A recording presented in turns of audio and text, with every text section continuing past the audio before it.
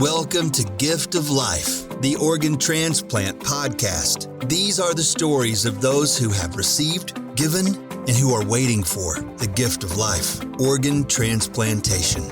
Now here's your host and heart and kidney recipient, BJ Odom. Welcome to the Gift of Life, the Organ Transplant podcast, where we explore the extraordinary world of organ transplantation. I'm your host, BJ Odom. Each week we share inspiring stories and introduce you to remarkable individuals sharing their own transplant stories. Be sure to support the podcast by leaving a 5-star review and subscribing and follow us on your preferred podcast platform. Have a transplant story to share or have comments about the podcast? Love to hear from you. Just email us, giftoflifepodcast@gmail.com. Again, that's giftoflifepodcast@gmail.com. Also, don't forget to connect with us on Facebook, Gift of Life, the Organ Transplant Podcast. As you all know, I've been fighting since birth. Heart surgeries, transplants, and, well, more parts than a chicken nugget. But I'm still here, still laughing, and still grateful. My memoir, More Parts Than a Chicken Nugget, it's all about faith, family, and never giving up. Get your copy today on Amazon. As we welcome you to episode 79. Nearly 20 years ago, Shane Grant was living with HCM, a heart condition that can be both confusing and frightening. But instead of giving up, Shane became her own best advocate, learning, researching, asking questions, and connecting with experts who could truly help her understand her disease. That determination led her down a long and emotional road that ended in the ultimate gift, a life-saving heart transplant earlier this year. Her story is both inspiring and educational, especially for those living with HCM or supporting someone who is. So settle in and join us for a powerful conversation about faith and what it means to never stop fighting for your own heart. And all that with Shane coming up next. Welcome to the podcast, Shane. Really excited about hearing your story. So let's start things off. Good morning.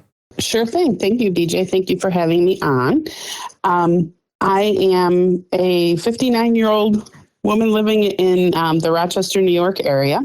And I was diagnosed with hypertrophic cardiomyopathy, also known as HCM, 28 years ago.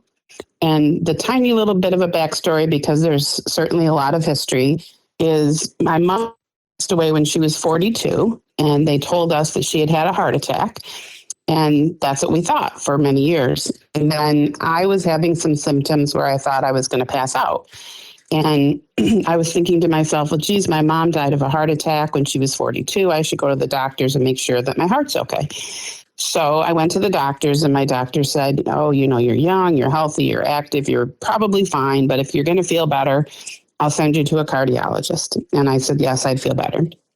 So when I went to the cardiologist, they said, can you make these symptoms happen? And I said, sure, if I run up a flight of stairs, or if I play volleyball or do aerobics or whatever, I can make it happen. So they said, well, we're going to give you a stress echo. And when they gave me the stress echo at about 7 minutes in, I went into ventricular tachycardia. And they were like, pick me up, threw me down, stop the test. And at that time, my doctor said, we think you have hypertrophic cardiomyopathy. Nobody in Rochester, New York knows about this condition. And we recommend that you go to the Mayo Clinic in Minnesota. So I did. And they confirmed that that's what I had. They recommended a defibrillator and AICD, which I did get right away. Long story there. Insurance didn't want to pay for it, yada, yada, all the usual things. And 2 years later, my device went off 3 times in a row, and it was appropriate, as they say. So I learned really quickly what not to do, because my tachycardia was exercise induced. And I would say from that point, so this would have been this would have been in 1996 when I got diagnosed. So it's been 28 years. I don't know if my math is right, but I'll believe you. And I'm pretty sure because my son's 30 and it was when he was 2. So back then, what they told me at the time was you can't pick up your son anymore. You can't pick up laundry. You can't exercise. You can't do anything. They basically said, stop moving. And so I did until 2015. And in 2015, I said, okay, they told me I could walk. So I joined a walking program. And I would say all those years, I would consider myself a stable HCM patient. I used to brag that I was non-obstructed, so that had to be better than being obstructed, which I later learned is not the case. And I was fine. I learned all the things I could and couldn't do. And now that I'm many years later and have gone through everything I've gone through, I've also learned that I wasn't fine, but I was just learning how to adapt to my situation. And so I ignored a lot of symptoms, or not even ignored, but I had answers for them. And I had doctors that were in my local community that were fabulous doctors, but did not know HCM. And so every year I'd go to the doctors and they'd say, how are you feeling? And I'm like, good. And they'd say, okay, see you next year. And then when I started this walking program, happened to also coincide when I started getting AFib, which for HCM patients is very common. And I didn't know that at the time. I just thought, oh, great, now I have HCM and I'm getting AFib. And about that same time, I finally reached back out to the HCMA and Lisa Salberg and went through an intake process and started learning all the things that I hadn't been paying attention to. And so for the past 10 years, I had been getting worse and worse with AFib. And I'll just summarize. I've been cardioverted 41 times. I've had 5 ablations. 1 was surgical. My pressures in my heart just kept getting worse and worse and worse. And finally, about a year and a half ago, my doctor, who by this time was now considered an HCM specialist, kept telling me, oh, you're fine. Everything's fine. Well, my son graduated from college, moved to Boston, and I said to him, I knew that he should be tested every couple of years, and it was time for him to get tested. So he went and found the Marins, Dr. Barry Marin, and oh my gosh, I'm going to forget the other Marin, but there's 2 Marins, and he found them they were at Tufts at that time in Boston, and he loved them. And he's like, hey, did you know these are like experts in HCM? And I did not know. So I actually made an appointment and went to see them as well, thinking, oh, they should have my history and they should have my mother's history. I kind of skipped over that part in the story. When I got diagnosed, I went looking for my mother's health records and read her autopsy. And it basically said that she died from an arrhythmia caused by HCM. And that's when we learned that it was a family situation, that it's hereditary. Other people in my family have it. I've lost my mother's sister, so my aunt passed away after this because with me being checked, my family started getting checked. I have a cousin that has it. And then I have a lot of family members that don't want to or have chosen not to be screened at a center of excellence where the doctors are experts in this condition.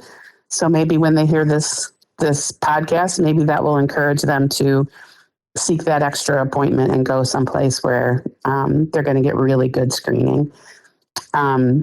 So sorry to go back a little bit. Not a problem. I know when I tell my story, I get confused every now and again too. And like I said, we've lived it. So yeah. The big ones, the big things I want to make sure I cover because they're so important. Like so many families have heart conditions and they just always call everything a heart attack or, they had a heart episode or whatever. But there are actual conditions that can be managed and controlled. So anyway, I'll go back. I will say one thing, though, that's good about this, which I am learning myself, because I had heart problems from birth. So mine was a little bit different, but I'm learning so much more about this HCM and, being hereditary and everything else. And they are doing a lot of studies right now. So at least the future looks promising. Of course, you've had to have a heart transplant. People in your family has passed. But at least when we look at our children and the future, it sounds like they're getting a grasp on this finally. And maybe down the road, this will be something that, you can cure younger in life, and they won't have to go through all the things that you've went through. Right. The interesting thing is that what I've learned is that everybody presents very differently. So, it's a gene mutation. There are many gene mutations. My son, who, when he was 25, they kept saying he was borderline, but they essentially have said he's got it. But it looks like he might have more of an obstruction, which is actually better, just because right now there are drugs and procedures and surgeries they can do, where with unobstructive, there's just not as many. They're working on it, so that might change. But my son is in a much better situation than I was. Not only does he know that he should be paying attention to it, but now he's gone through everything with me that I've gone through, and they just have better guidelines.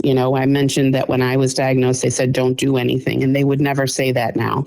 So I spent so many years not doing things that I probably should have been doing. And that made my condition worse, and it made me suffer more. So in 2015, when the AFib started, I started really engaging and learning more and realizing, oh my gosh, all these years I just took what they told me at the beginning and lived life and never kept up to date. And that was a huge, huge mistake on my part. So my son now has the benefit of knowing not to let that happen to him.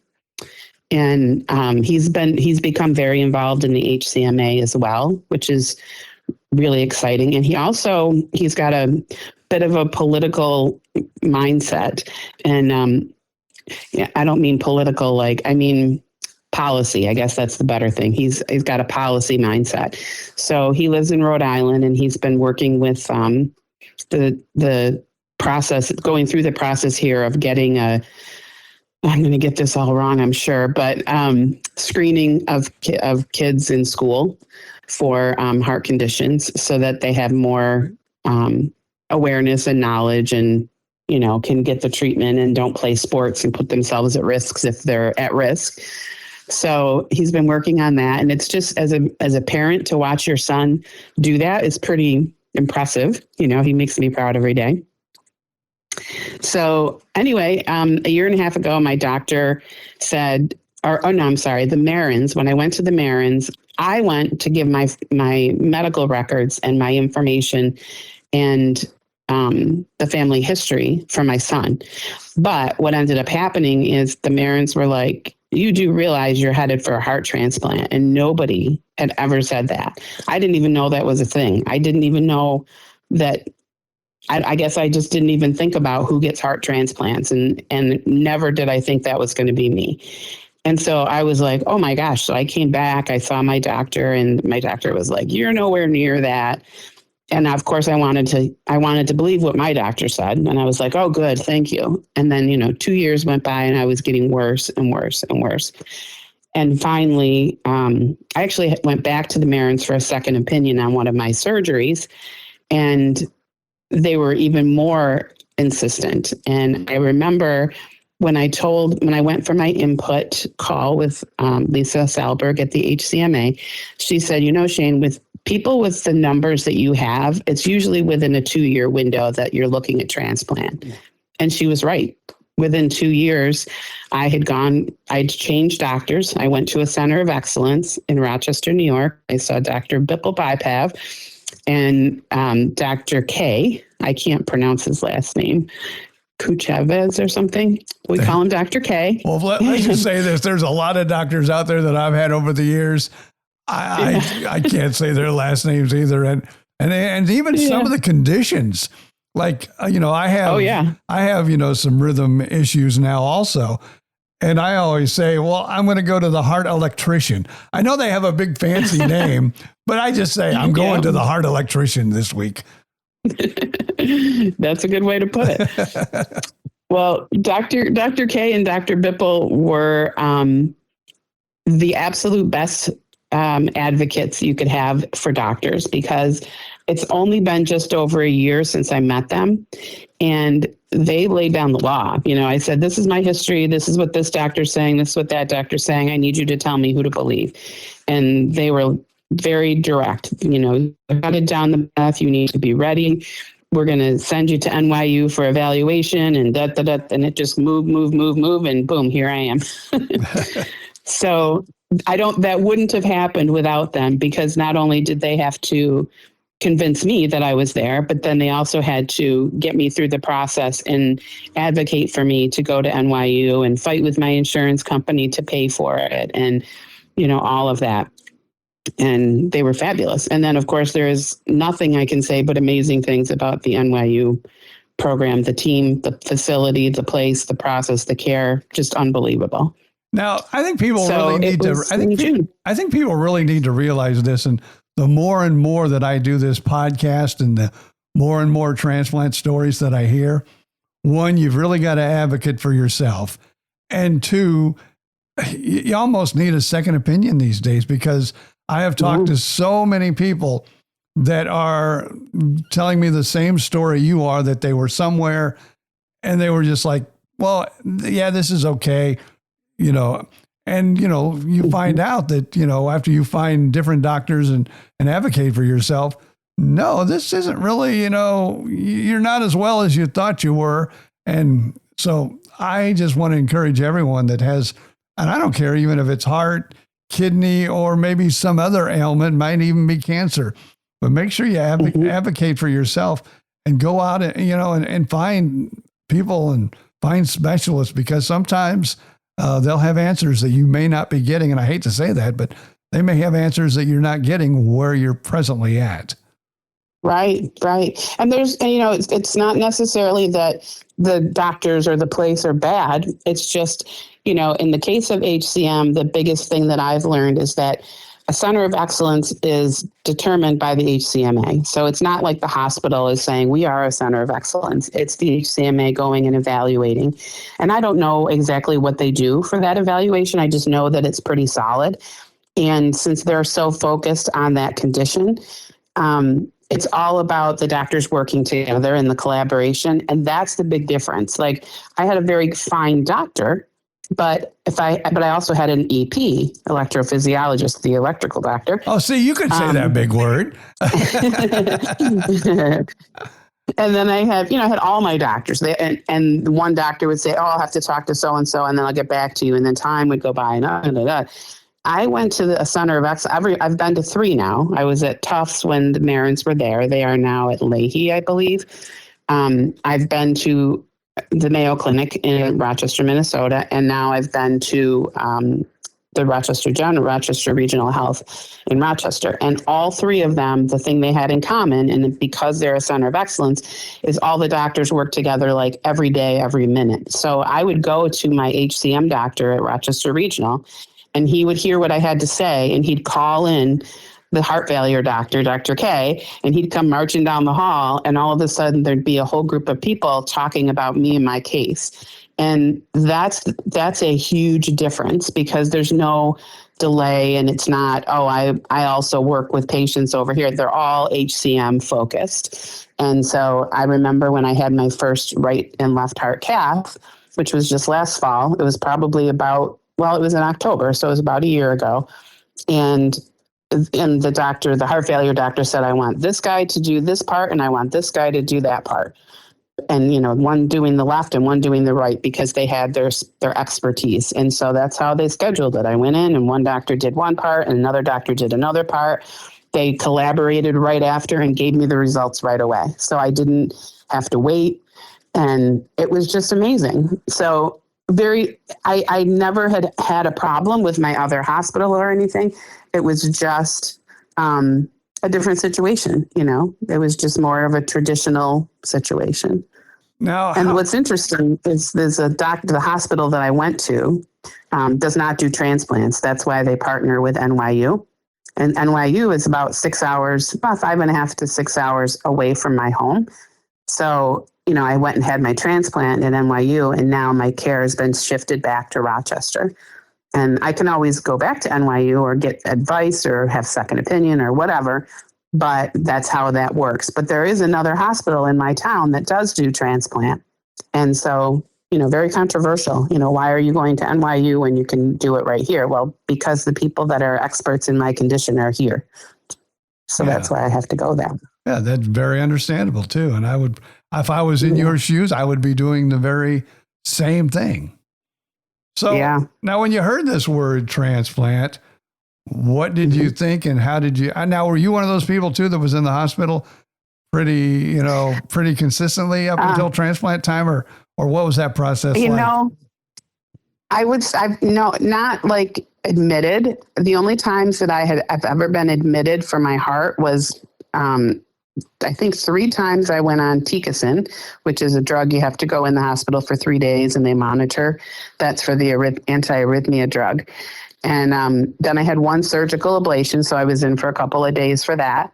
But this is the part that's just so weird to me. It was when you say, what did you think when they said transplant? I'm like, no way. Like, I work every day. I'm living my life. Now, when I look back now, I go, well, I'm living my life, but I was avoiding half of it. I was doing all the things I could do to just get through the day and didn't realize that I was working so hard to do that until, especially now, when I don't have to do that. Like when I can walk up the stairs and it's like, wait, I just walked right up the stairs.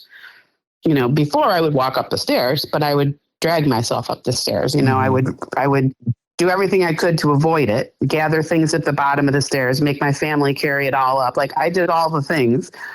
So, when they first said it, I just was like, that can't even be true because I'm not sick. I'm not in the hospital. Then I think about the drugs and the procedures and the cardioversions and how many times can your heart go through that before it's going to stop, So I was just a little shocked. I ended up in the hospital in February. I was scheduled for my transplant evaluation in March of 2025. But in February, I went, started out, I had the flu, got over the flu, ended up in AFib. And typically with me, I would go into AFib over and over and over. They'd do a procedure or they would start a new drug or something. It would last for a little while and then I'd be back into AFib again. And then they'd try another thing. And so it was over several years that it got worse. And it was to the point where finally the cardioversion didn't work. And they said, well, maybe we want to get you in sooner. We'll see. And then they did an echo and I had fluid around my heart and all kinds of things. All of a sudden, everything was getting bad. My ejection fraction had dropped down and they said, that's it. We're admitting you. We're going to call NYU and have you transferred. So that's when my hospital life began. So I spent 6 days at NYU getting evaluated. And weirdly enough, I had a fundraiser planned on February 20th for the American Heart Association. And for me, it was a big event. And I had to call my friend who, did events with me. And I said, I'm going to be in the hospital. I'm not going to be able to finish this out. You're going to have to take on this event for me. So, my friend Lisa Orlando did that. Along with, she had her own little army of friends. Another one of my friends, Jay, and my sister, and my son, and his fiance or his wife, I guess, at that point. They all just jumped in and took over this event. And I walked into NYU and I said to the very first person, I'm getting out of here by 10 a.m. on the 20th, no matter what. You can evaluate me until the 20th at 10 a.m. because I have to get 5.5 hours home, get a shower, and show up at this event. So I stayed in the hospital for 6 days. They did a lot of evaluation. They did an ablation on me. They gave me all kinds of vaccines. I was a hot mess, but I made it out literally at 10 o'clock on the 20th. How was the event? I was going to say, how was the event? Were you dragging? The event was great. Oh, that's good. I hardly remember it, to be honest. Like, I'm not sure how I made it there, but I made it. And I didn't do a single thing. I walked in, I sat in the back. Everybody had a good time and I left. But it was a charcuterie class. My daughter-in-law here in Newport owns a charcuterie business, and we did a class for 50 people and we raised, I don't know, $6,500 or something. So it was really great. And then I had another probably It was just about a month of further testing at home. And then I got listed in March, March 20th, no, March 25th, I got listed at status 4, which meant I could stay home. And so I was all happy about that. And they said, you could get a call in 5 minutes or you could get a call in 15 years. Like there's no guarantees. But in my mind, I was going to get a heart in July. From the very beginning, I was like, I'm getting a heart in July. And they said every 3 months, you'll have to have a right heart cath to check the pressures in your heart. And so my next one was scheduled for May 9th. And so I went in on May 9th and I said, I can't wait to get home and take a nap because I had to be there at 6 a.m. And while I was in there, they said, how are you feeling lately? And I was like, I don't know, tired. And I can't sleep good at night, but I'm really tired. And they're like, yeah, your pressures are really not great. We're going to call NYU and see if we can get you admitted and upgraded. And I was like, what? Again, I was like, I was at work yesterday and I was planning to go home to a nap. And so they left a swan in my neck and they sent me by ambulance back to NYU. I stayed for 33 days and then I got the call and I got a heart. And the amazing thing is they said, 7 to 10 days in the hospital. And I thought, that's just crazy. But sure enough, day 8, I was released. I had to stay in the area. So I stayed in an Airbnb in the Catskill Mountains, about 2 hours outside New York City for probably 6 weeks. And then I finally got to come home. And so now I'm home and it's going really, really, really well. Awesome. I've had all the usual things like food tastes horrible. The steroids are the worst. A lot of medicine changes. We're still going through that. So, but nothing, I haven't had any, other than finding out I have DSAs, I haven't had any crises. Nothing bad has happened. My kidneys are a little on the funky side. So I listen to your story a lot and I do feel that down the road, I'll end up having to deal with a kidney transplant, but I'm trying not to assume that, but I don't know. It's it's looking like that might happen eventually. Now, first thing I'm going to tell you is I'm not a doctor, okay? But I will tell you this, probably 6 months or more before they told me I was going to need a kidney transplant, they said, these kidneys are you got to really take care of them. And they suggested that I drink, obviously when you're in kidney failure, they don't want you to drink a lot. But at the time they were saying, drink water, drink water, drink water. And I believe, I don't even know, but I'm thinking, well, maybe I should have listened way back then and I could have held it off a little bit longer. But it was one of those things. I got my heart transplant in 2003. And by 2015, I was getting a kidney transplant. I was probably on dialysis, I would say, for almost, and I know there's been plenty of people that's been on dialysis for years, but I got lucky. I think it was less than a year that I was on dialysis. But, I did get my kidney and knock on wood, everything's been going smooth since 2015 Good. With that now. Yeah, that's excellent.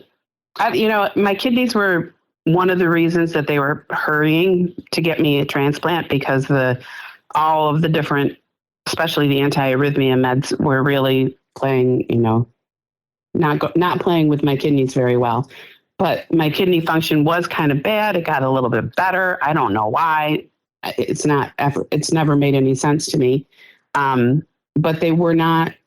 My levels were not in the normal range before transplant, but they're not back down.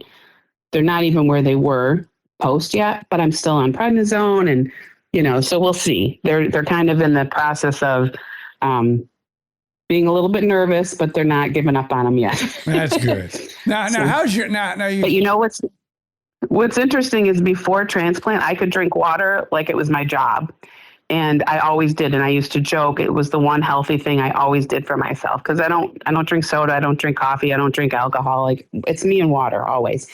But because of the weird taste that I have, even water just tastes horrible to me. And it's just in the last week or so, they did do a med change and it's taken a couple weeks to really fall into place. But I think I can do more water now. But I mean, I was struggling to drink water and that was so not like me. So now hearing you, that's going to motivate me again to like, just drink it. But like I said, if it though, tastes good, just drink it. check with your doctors, though. Make sure you're not drinking too much with whatever. Oh, no, they told me. She's like, drink. Do as much as you can. And I was like, okay. As long as your doctors told you, then I will go along with that. But I was going to say, don't ever take my word for anything, because I'm not a doctor. But I just remember them telling me that. And I was kind of, I don't know what it is. I was kind of like you. There was a time where I used to drink a lot, and then I kind of slacked off. And I don't know if it's anything to do with the transplant or not. I think it has to be, because, with everything that's ever happened to me, that's been the one thing I always could just easily do. And now, I get full faster. There's a lot of gastrointestinal problems with the drugs. My stomach's always kind of churning, and which is why I think I'm not drinking, because you know how when your stomach's off, you just want a cracker? Mm-hmm. You know what I mean? Like, you don't want water for some reason. And that's kind of how I feel. But I've also learned to soup works really well for me, and that's just as good. So sometimes I'll just like have soup 3 times a day, and that gets me the fluid. But yeah, it's been a struggle.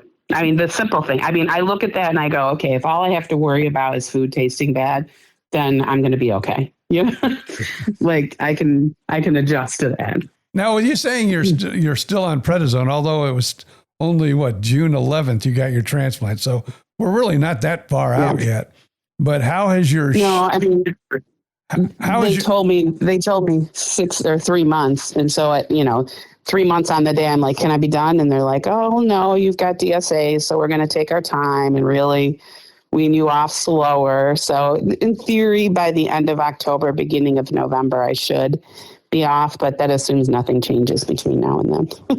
Because I was going to ask you, my sugar is good. Oh, your sugar's, that's good. Now, I will tell you this, and I don't know if it's because of the second transplant or not.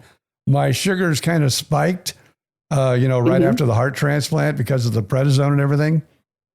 Right. And then, things got back to normal, and I wasn't worried about sugar. Now, I don't take insulin, but I do take a pill for it, which helps it out. But now after the kidney transplant, it shot back up, and it's kind of level. It's not like I'm pre-diabetic, but yet I'm kind of, I don't know. It's like still I'm not having to worry about insulin, but I just have to really kind of watch my sugar intake. So that's what I was wondering about. Yeah.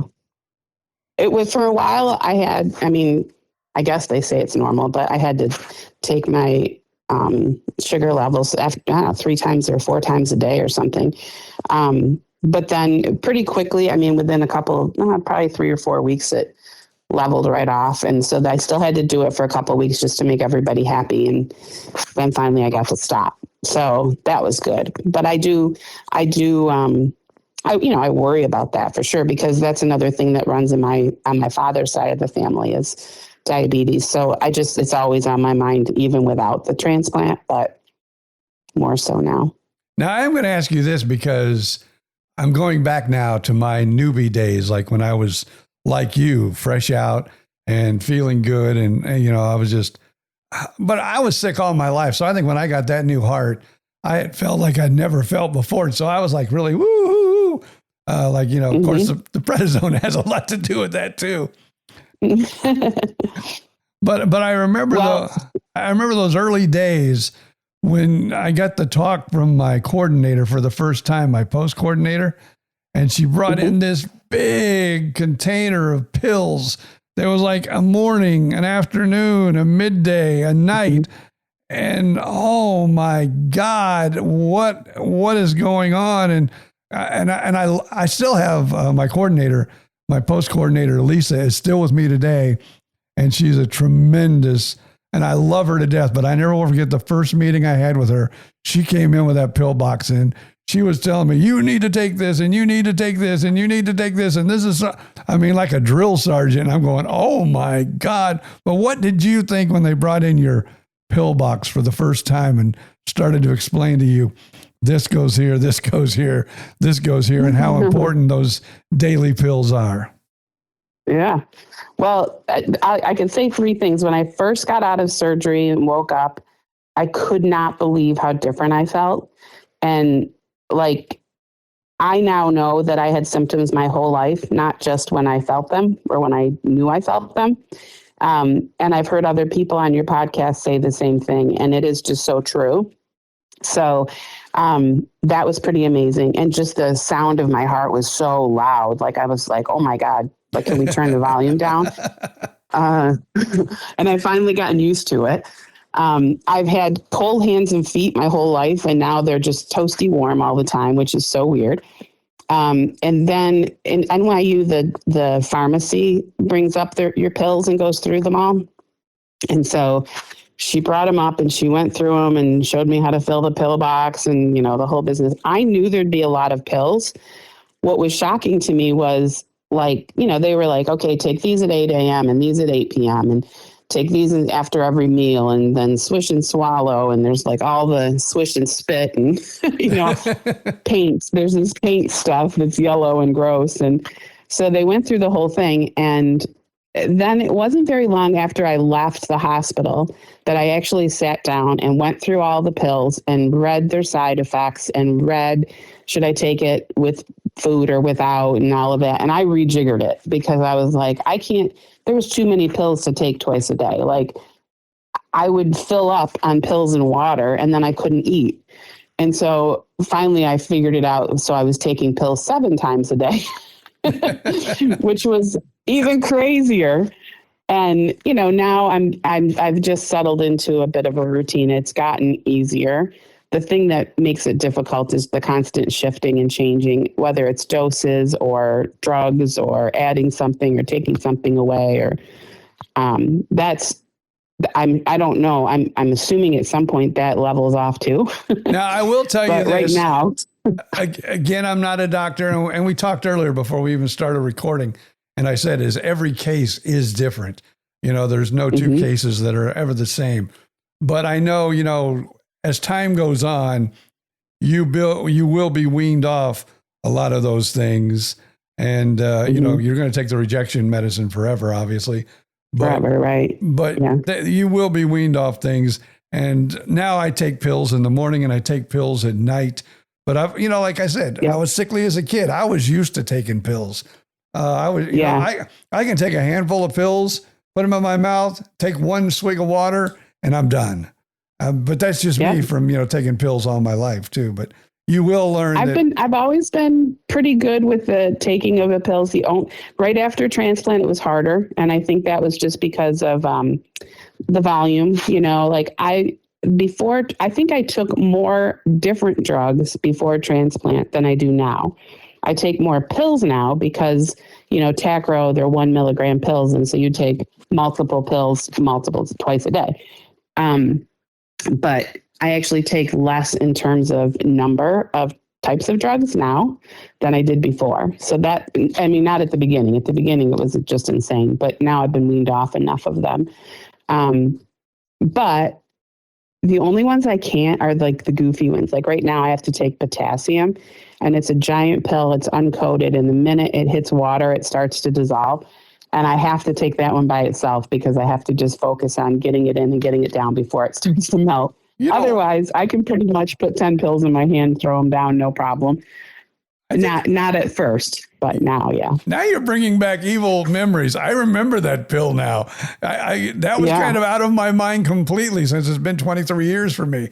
But now I remember that pill was like humongous. And it's like, I did take that one all by itself back then. I remember that. Yeah. That was a big sucker. Yeah. So, and I can take other big pills if they're coated or they're a capsule, but boy, those uncoated ones are just crazy. And I do it, but I complain while I do it for sure. So you're feeling pretty good these days though, right? I am. Yeah. I have, I have the Tacro shakes and my left foot is kind of numb on the top and on the side. It doesn't stop me from doing anything. It just feels weird. And I have the weird sensations right now in my chest that the doctor says is, nerves trying to regenerate and, the usual. I'm in cardiac rehab and now I'm about probably halfway through cardiac rehab. And so we're doing more with my arms, which makes my chest sore. But like I have very little to complain about. My food, for a while, there was a couple weeks where it was super bad. Like I just did not want to eat and I wasn't eating. And I finally had to tell the doctor we have to do something. So she did some med changes and things don't taste normal, but they for a while they tasted like everything tasted rancid to me. And so I just couldn't force myself to eat because I was like, I could be eating bad food. Like it was so bad that I couldn't tell.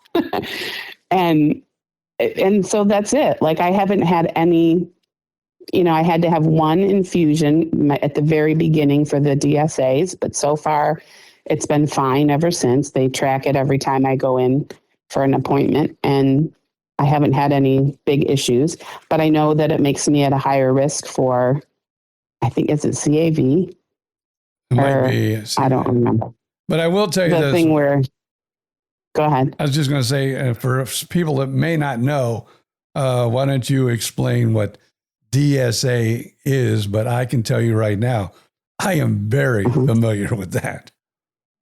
Yeah, well, and I sort of kind of get it. I know it stands for donor-specific antibodies. What I don't understand is, and I know that it makes me at higher risk for rejection or, I thought it was CAV, the thing where like you get build up where they connect your heart, the new heart to your old pump, your old arteries, veins, I don't know. But I don't know. Here's the way I look at it. But again, I'm not a doctor. And I try to, I try to take things in as simple as I can because that's just me. The way, I'm the same way. And the way I look at it anyway, it's kind of like when because of cholesterol, your arteries may clog. Mm-hmm.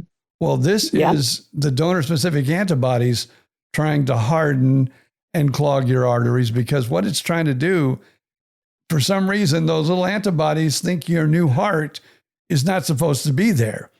So it wants it dead. So what it does, it tries to close off the blood circulation to the heart. And that's where all the problems begin. Now, I will tell you this. I've been struggling with DSAs for, seems like forever. And they say, again, everybody is different. And even though mine are extremely high, mine, and I've had a couple stents put in, I will say that, but they've watched it, and so far, so good. And I've had, back in the day, and I don't know if they're doing it now, so I don't want to scare you, but back in the day, they were doing plasmapheresis and photopheresis where they try to, kill the antibodies.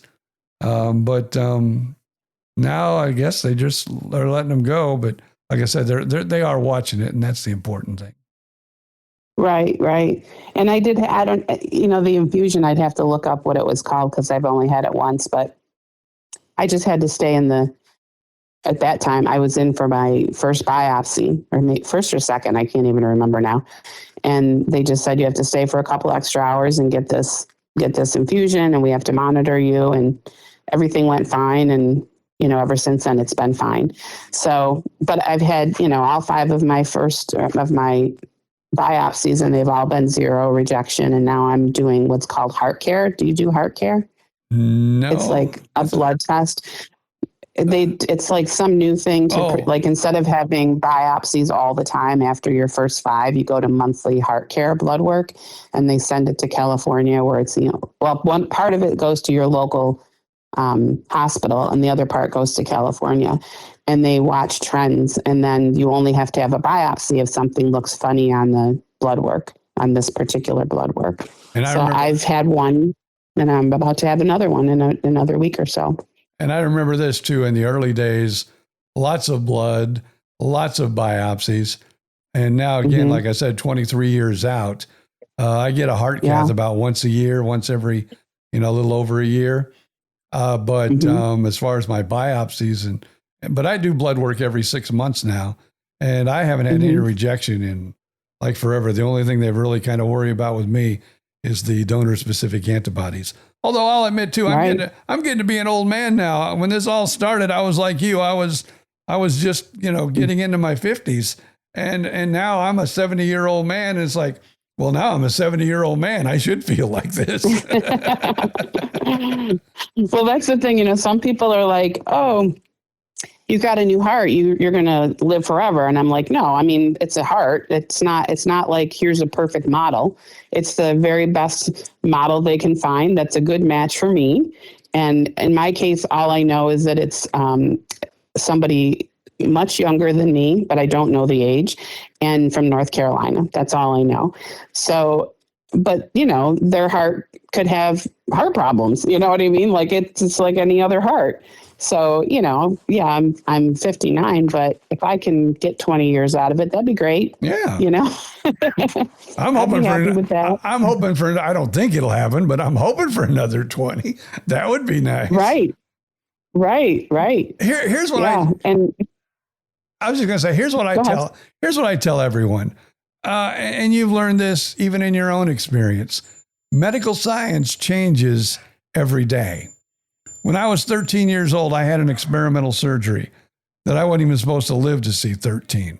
And I was the oldest living child to receive that particular surgery because all the rest had passed away before me. And no one had even heard of transplants. And then later in life, I have to be like my mother and I have to get a bypass surgery. Then later in life, they come up with these heart transplants. I got a heart transplant. I got a kidney transplant. But when I got that surgery in 1968, nobody knew anything about any of this stuff that we're going through. So you never know what tomorrow's going to bring, They're even talking about, and this is something you can hope for too, that you can keep that kidney long enough. Maybe within the next decade, they're going to possibly have a little electronic kidney they can install in you with batteries, kind of like a pacemaker. And, you won't need to find a living or deceased donor for your kidney because they'll be able to put an electronic one in you. So hopefully within the next decade, that will happen. Right. That'd be great. People comment all the time that two things. People are like, oh, Shane, you're so brave. And I'm like, I'm actually not brave. I'm just going through this. And the only thing that I'm doing that's brave, in my opinion, is I'm sharing it. And I was not somebody that, I've been dealing with this heart condition for 28 years, and people that knew me well knew that I had it. They didn't understand it. They didn't understand it any better than I did, and certainly never thought I'd have a transplant.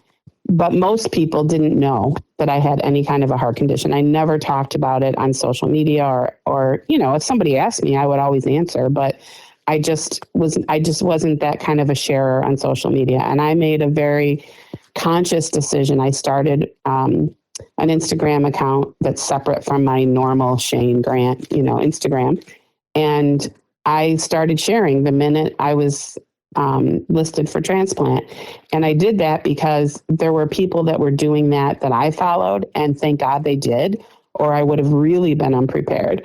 And so, I would say that's the only brave thing I'm doing is coming on your podcast, posting my story and being very open about it. Like my son posted pictures and videos right after transplant and pictures of me intubated. And that was important to me, not because I want people to feel sorry for me, but to show the people that are going down the same path that you're going to feel like poop and you're going to look bad, but then you're going to come out the other side and you're going to be fine. And so I just think it's so important to do that. And I can't remember which one of your guests, but somebody at the end, you said, is there anything you want to say? And they talked about how surprised they were. I don't know if surprised is the right answer or the right word, but that you have such a bigger community than you think you have. And so as I've been going through this and people started learning, oh my God, I didn't know. I knew she had a heart thing, but I didn't realize, it was one of those deals.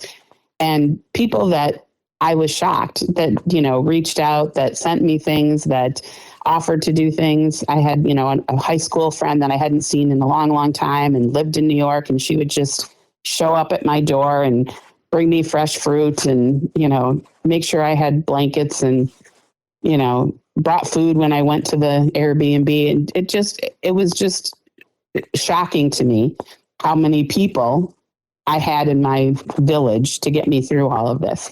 And from every, work, friends, family, acquaintances, people I'd never heard of before, following me. And so that makes it all worth it to do the posting. It's also nearly impossible to keep everybody up to date if you don't do this. So it's one of the very few positive things that come from social media. And I've really appreciated it. Now, my story's a little different because I've been on the radio, heck, since I was like, I was a teenager and I started on the radio. So, and I did, I had a morning show, and, my audience for 6 years went through the whole thing with me. And then, Bill and I, who was my morning show partner, of course we do a podcast now, and we went on to other radio stations, and people followed. I mean, that's before social media, but, and I wasn't afraid to talk about it on the air. And we talked about all my medical hurdles and the village just, when it happened and I was in the hospital, the village just, you find out how large a village you have that you don't even realize is out there. Right. Yeah, it's amazing. Well, I'm going to ask you that question that you remember someone answering, because we are getting close to the end of the podcast. But I want to make sure if I left anything out or something you missed or something I missed, and you really want to make sure that you share with the audience, I'm going to give you the platform now. Well, one was the thing I just already shared, but I guess the other thing I would say is, if you are diagnosed with any kind of a health condition, but in my case, a heart condition, and you think, oh my gosh, my son has found out that he has what I have. We have the same unidentified gene, which means that whatever gene, we both have a gene that's not been identified as an HCM gene, but we think it is one. And, I would say there was a time in his life where he was very worried about it. And what if he got what I had? And I don't know if he's faking it, but right now he seems to be in a good place. He got married. He's expecting my first grandchild in January.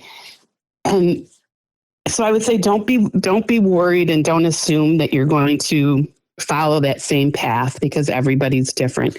And so don't let it change your future, life plans, because I've had, family members say, well, I don't want to know because I don't want it to change how I live. Well, it doesn't have to change. You knowing doesn't have to mean a change in your lifestyle, but you knowing does mean that you can get the right care so that you can continue to have the lifestyle that you like. So I'm glad my son is doing that. He's moved past his fears, or at least the obvious fears, and is growing a family, and I get to have my first, grandchild. So I'm really excited about that. I hope my rest of my family hears this and says, I better go get screened at a center of excellence and make sure I'm good to go. And that they do that with all their children. I've got cousins that have kids, and they all need to be screened. So that's another reason that I like to share, is I really am interested in helping people navigate going through the process, answering questions if it's going to make it easier for them to know the answers, or at least know my experience. And I've got all this knowledge and this history and this experience now that I feel like I have to do something with it. I'm not a super talented writer, or even really storyteller, but I want to be available to people to help them through the process. So I guess those would be my things. Get screened, know your know your medical history, your health history, your family's health history, not just for heart, but for anything. And don't be afraid of it. Just embrace it and take it for what it's worth to help, keep you going the way you want to be going. All right. Well, nothing but good luck to you there. And hope Thank you. I've had 23 years. May you have 23 plus years yourself with your new heart. And as always, we wish you nothing but the best of luck. Thank you very, very much. I appreciate your time. Again, we'd like to thank Shane for sharing her incredible story. Hey, be sure to join us next week for a new heartfelt episode. And if you have a transplant story, email us giftoflifepodcast@gmail.com. Again, that's giftoflifepodcast@gmail.com. Follow us on Facebook. Also, don't forget to like and share this episode with family and friends. And we would appreciate that 5-star review on your favorite podcast platform. Another podcast you might enjoy is myself and my former radio partner, Bill Stevens. BJ and Bill, the podcast, all on the Podcast Playground Network. And we want to thank them for making this podcast possible. Hope you'll pick up my new book, More Parts Than a Chicken Nugget. It's a memoir about my health journey throughout my life. Until next time, I'm BJ Odom. Thank you so much for being a part of our journey and reminding us all to appreciate each and every day and to treasure the extraordinary gift of life. He was running on empty, heart fading fast. Doctor said, man, you ain't gonna last. But a stranger's kindness, a gift so true, turned the night sky into something new. He got a second chance, he got a brand new spark. Like a freight train rolling back from the dark. Gift of life, let the story be told. One heart beats, another takes hold. Give a little, save a soul. Ain't no greater rock and roll.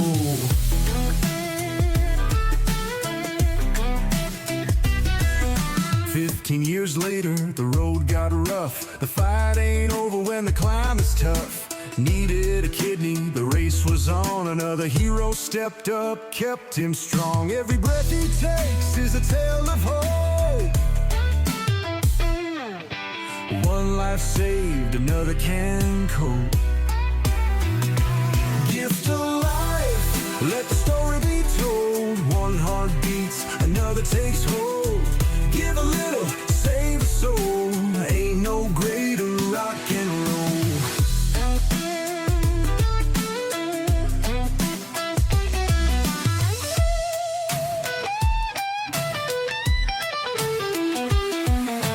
Doctor's hands, a donor's grace, running on down to a brand new place.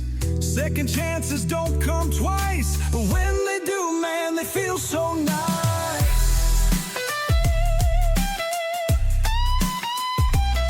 So let's spread the word, let the people know. One yesterday lets a miracle grow. You don't need wings just to save a man, just a little love, a helping hand. Gift of life, let the story be told. One heart beats, another takes hold. Give a little, save a soul. Ain't no greater rock and roll. BJ still rocking, still standing tall, thanks to the ones who gave it all. Gift of life, hear the sound. Pass it on, pass it down. The Gift of Life podcast, hosted by BJ Odom. Listen now. Listen now.